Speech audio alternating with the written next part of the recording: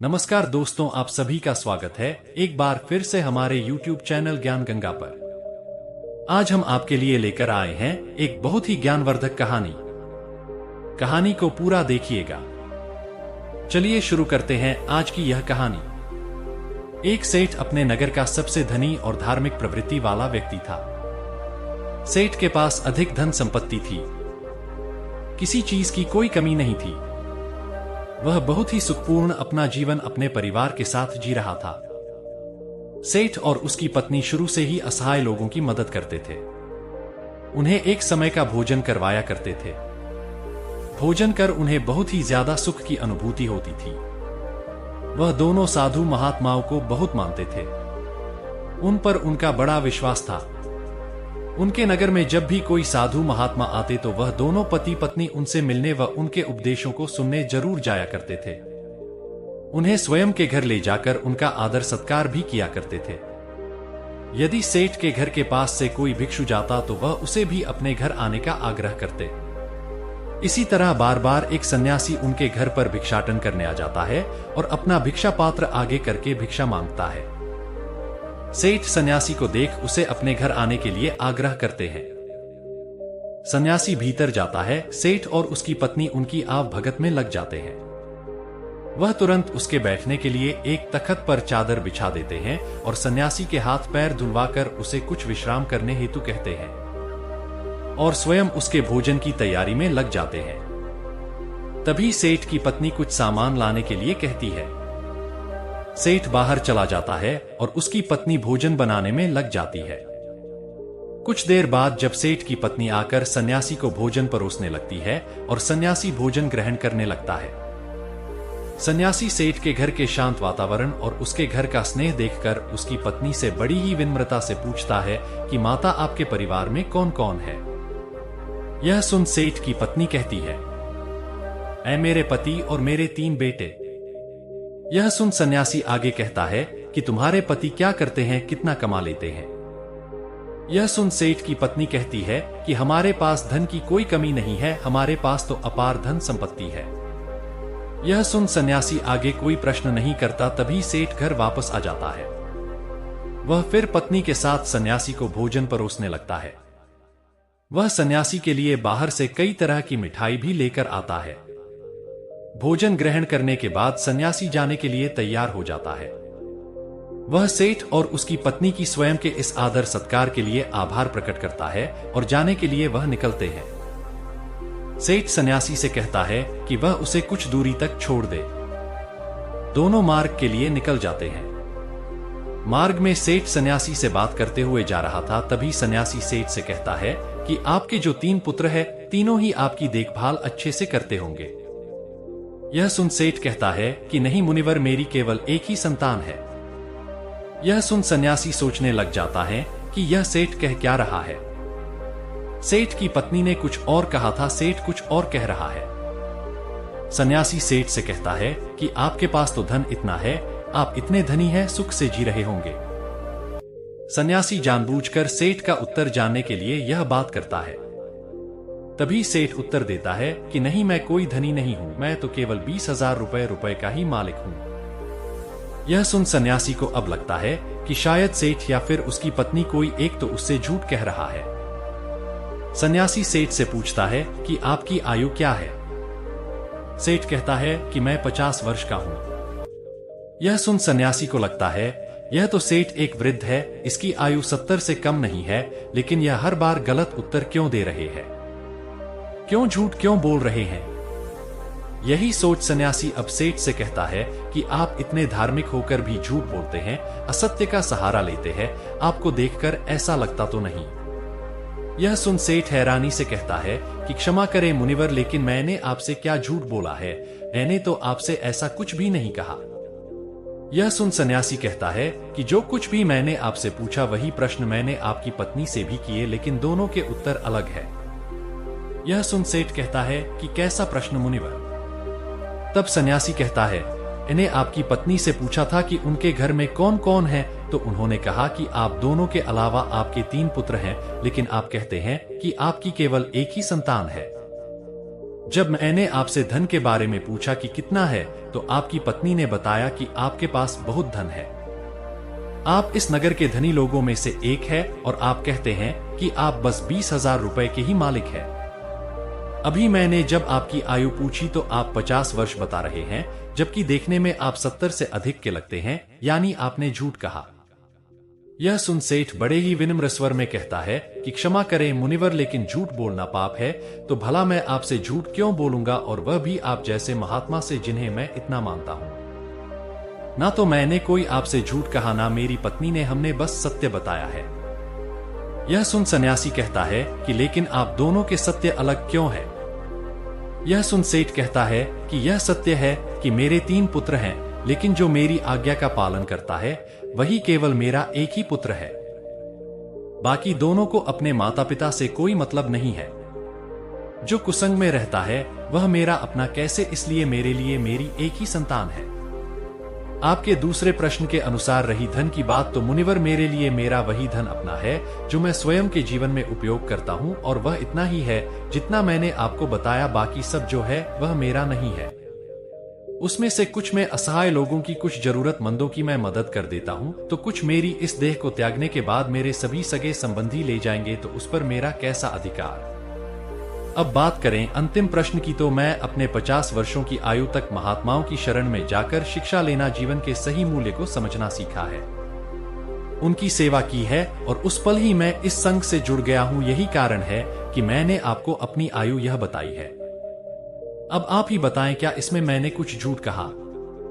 यह सुन सन्यासी को अब सेठ की पूरी बात समझ आ जाती है, और वह कहते हैं कि क्षमा करें, मुझे पहले आपके विषय में जान लेना चाहिए था, स्वयं के भीतर आपकी झूठी छवि बनाने से पहले।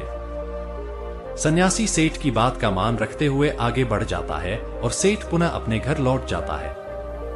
अतः किसी के प्रति अपना नजरिया बनाने से पहले, प्रतिक्रिया देने से पहले सामने वाले की बातों को भी पूरा सुन लेना चाहिए। एक बार व्यक्ति किसी महात्मा के आश्रम में बैठ उनके उपदेशों को सुन रहा था। तभी वह महात्मा से कहता है कि मुनिवर, आप सभी महात्मा हमें चिंता से जुड़े कई उपदेश देते हैं। क्या आप हमें कोई ऐसा हथियार नहीं बता सकते जिसके द्वारा हम चिंता को स्वयं के जीवन से हमेशा के लिए निकालकर फेंक ही दे। चिंता में ऐसा क्या है जो व्यक्ति को बर्बाद कर देती है? क्योंकि एक तनावग्रस्त व्यक्ति इतना परेशान हो जाता है कि सब कुछ वह गवा देता है। ऐसा आखिर क्यों होता है? उस व्यक्ति की बात सुनकर महात्मा कहते हैं कि चिंता एक ऐसी मानसिक समस्या है जो यदि व्यक्ति को पकड़ ले तो उसे डुबो देती है। उसे केवल स्वयं से मुक्त कर ही आप सुखी रह सकते हैं, और यह तभी होता है जब आप स्वयं को मजबूत कर ले। आपको केवल बस यह समझना है कि परिस्थिति चाहे कैसी भी हो, हमें उस समय तनाव में नहीं आना, घबराना नहीं है, बल्कि स्वयं को भीतर से मजबूत रखना है। यदि आपने अपने भीतर हौसला रखा है तो कोई चिंता आपका कुछ नहीं बिगाड़ सकती। यह सुन व्यक्ति कहता है कि ऐसा होता क्यों? क्यों एक छोटी सी चिंता भी हमारे मुख की हंसी को छीन लेती है? यह सुन महात्मा कहते हैं कि आपको एक छोटी सी कहानी सुनाता हूं, उसको ध्यान से एकाग्र होकर सुनना। दोस्तों, कहानी अगर आपको पसंद है तो वीडियो को अभी लाइक कर दें और चैनल को सब्सक्राइब कर दें। कमेंट बॉक्स में नमो बुद्धाय जरूर लिखें। एक बार एक पिता ने अपने पुत्र को काफी परेशान और निराश देखा। वह प्रतिदिन उसे यूं देखकर वह समझ गए थे कि कोई बात अवश्य जो उसके पुत्र को भीतर से परेशान किए हुए है। पिता ने कई बार पुत्र से यह पूछना चाहा कि वह किस चिंता में है, लेकिन पुत्र हर बार यह दिखाता कि कुछ नहीं हुआ और वह वहां से चला जाता है। पुत्र के इस व्यवहार से पिता को यह विश्वास हो गया था कि अवश्य कोई बात है, कोई चिंता है जो उसे भीतर से खाई जा रही है, लेकिन वह बता नहीं रहा है। तब पिता ने एक दिन पुत्र को अपने पास बुलाया, उसे समझाते हुए कहा कि जीवन में हम कितनी भी सफलता क्यों ना पाए, लेकिन यदि हमारे भीतर चिंता या तनाव ने घर कर लिया तो यह हमारी उन्नति के बीच एक बाधा बनकर आ जाती है। चिंता व्यक्ति को आगे बढ़ने नहीं देती है, उसके भीतर कई सारी नकारात्मकता को भर देती है। चिंता बहुत ही भयानक होती है, यह सुखी समृद्ध घर को भी तबाह कर देती है। यह सब सुनकर पुत्र कहता है कि आप कहना क्या चाहते हैं पिताजी, मैं समझा नहीं। तब पिता पुत्र को लेकर एक जंगल की तरफ चले जाते हैं। वहां पहुंच पुत्र से कहते हैं, यह पेड़ जो तुम देख रहे हो कई वर्षों पुराना है। यह मेरे पिता के पिता यानी कि 3 पीढ़ी से भी ज्यादा पुराना पेड़ है और यह आज भी बाहर से उतना ही मजबूत है जितना पहले था। चाहे कितनी भी आंधी तूफान वर्षा क्यों ना आई हो, इस वृक्ष को हिला तक नहीं पाई है। यही नहीं, इस पर न जाने आज तक कितने पेड़ भी टूटकर गिर गए हैं। बिजली गिर गई है लेकिन यह पेड़ फिर भी नहीं गिरा, वहीं पर खड़ा है पूरी मजबूती के साथ। यह सब सुन पुत्र पिता से कहता है कि लेकिन यह सब आप मुझसे क्यों कह रहे हैं। तब पिता आगे उसे कहते हैं कि यहां मेरे साथ पीछे की तरफ आओ, कुछ दिखाता हूं। यह सुन वह पुत्र पिता के साथ उस पेड़ के पीछे जाता है। पिता कहता है कि पेड़ के पीछे यह जो दीमक देख रहे हो। पुत्र कहता है कि हां पिताजी, देख रहा हूं। पिताजी कहते हैं कि इसी दीमक ने भीतर से इसकी छालों को पूरी तरह कुतर दिया है और अंदर की तरफ पूरी तरह यह खराब हो गया है। यह सब सुन पुत्र अब की बार भड़क जाता है और कहता है कि लेकिन आप कहना क्या चाहते हैं, मुझे यह सब क्यों बता रहे हैं? भला मैं इन पेड़ों के बारे में जानकर क्या करूंगा? पुत्र को युक्त क्रोध में देख पिता कहते हैं कि शांत हो जाओ, तुम्हें सही तरह से बात समझाने के लिए मैं यह सब कह रहा हूं। यह सुन पुत्र कहता है कि लेकिन आप समझाना क्या चाहते हैं मुझे और क्यों? तब पिता कहता है कि जिस प्रकार यह पेड़ किसी भी आंधी तूफान, बारिश या फिर बिजली के गिरने पर नहीं गिरा, लेकिन एक दीमक ने इसे कमजोर कर दिया और इतने वर्षों से खड़े इस पेड़ को आज गिरने के लिए मजबूर कर दिया। इसी प्रकार व्यक्ति के भीतर बैठी चिंता उसके पतन का, तबाही का कारण बन जाती है। आप चाहे कितनी भी मेहनत क्यों न कर रहे हैं, उन्नति क्यों न कर रहे हैं, लेकिन यदि आपके बीच किसी बात की चिंता है और वह बाहर नहीं जा रही है, तो वह इस दीमक के समान आपको अंदर से कमजोर कर देगी और आपकी उन्नति वहीं रुक जाएगी। एक चिंता आपसे सब कुछ छीन लेगी। इसलिए स्वयं को कभी इतना तनाव में मत लो कि आप स्वयं के आगे ही कमजोर पड़ जाओ। पिता की यह सब बात सुन पुत्र कहता है, लेकिन यह सब जानकर कोई थोड़ी करता है, परिस्थिति ऐसी हो जाती है। तब पिता आगे कहते हैं कि परिस्थिति चाहे कैसी भी हो, चिंता करने से, तनाव में आने से क्या वह सही हो जाएगी? नहीं, चिंता करना, परेशान हो जाना किसी भी समस्या का हल बिल्कुल नहीं है। जब आपको कोई मार्ग ना दिखे तो कुछ समय के लिए शांत होकर एक जगह बैठ जाओ, खुद को समय दें और फिर सोचें कि किस तरह इस कठिन समय से निकला जा सकता है। कोई भी समस्या इतनी बड़ी नहीं होती कि उसका हल ना हो। हर समस्या अपने साथ हल लेकर आती है। तुम्हारी समस्या का भी हल होगा। बस जरूरत है तो कठिन समय में स्वयं को साहसी बनाने की। पिता की इस बात को सुन पुत्र को उनकी हर बात का सही अर्थ समझ आ जाता है कि वह उसे कहना क्या चाह रहे हैं। इस कहानी को पूरा करके महात्मा कहते हैं, क्या अब तुम समझे कि एक छोटी सी चिंता भी आपके जीवन को कितना प्रभावित करती है? यह सुन व्यक्ति कहता है कि जी मुनिवर। महात्मा आगे कहते हैं कि चिंता, दुख, तनाव सब हमें कमजोर करते हैं। हमें इन्हें स्वयं के जीवन से पूरी तरह त्याग देना चाहिए और जो ऐसा कर लेते हैं उसे स्वयं जीवन में सदैव खुश रहते हैं। जीवन में परिस्थिति चाहे कोई भी हो, समय कभी एक सा नहीं होता, हमेशा बदलता है। बस अपने सुख के पल को स्मरण करके उसे दुख में साहस का हथियार बना लो। यह चिंता कुछ नहीं बिगाड़ पाएगी, लेकिन यदि इस चिंता में आप गिर गए तो कभी उन्नति नहीं कर पाओगे। इसलिए कभी व्यक्ति को व्यर्थ की चिंता में नहीं आना चाहिए। जो वर्तमान में हो रहा है उसे पर ध्यान दें, अपना कर्म करें, बाकी सब छोड़ दें और धैर्य रखें। यह समय भी कब निकल जाएगा आपको पता ही नहीं चलेगा। महात्मा की बात सुन व्यक्ति को उसके प्रश्न का उत्तर मिल जाता है और वह लौट जाता है।